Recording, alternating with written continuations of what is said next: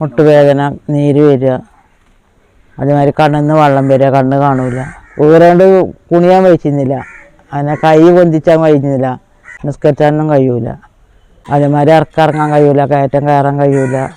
ഓർമ്മ കുറവുകൊണ്ട് തന്നെ നിസ്കരിച്ചുമ്പോൾ നമുക്ക് എത്ര എത്തിയെന്നും അറിയില്ല. സൂചി വെച്ചടങ്ങാണ്ട് സുഖമുണ്ട്, കയറ്റം കയറാൻ കഴിയും, ഇറക്കാനൊക്കെ കഴിയും.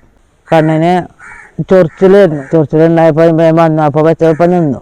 കാഴ്ചയൊക്കെ നല്ല കുറവുണ്ടായി, സൂചി വെച്ചതുകൊണ്ട് കാഴ്ച നല്ല കാണുന്നുണ്ട്. അങ്ങനെ കണ്ടിട്ടില്ലാതെ തന്നെ നടക്കാനൊക്കെ സുഖമുണ്ട്. ഓട്ടോറിക്ഷ വിളിക്കാതെയാണ് ബസ് ഇറങ്ങിയിട്ട് ഇന്ന് പോകുന്നത്.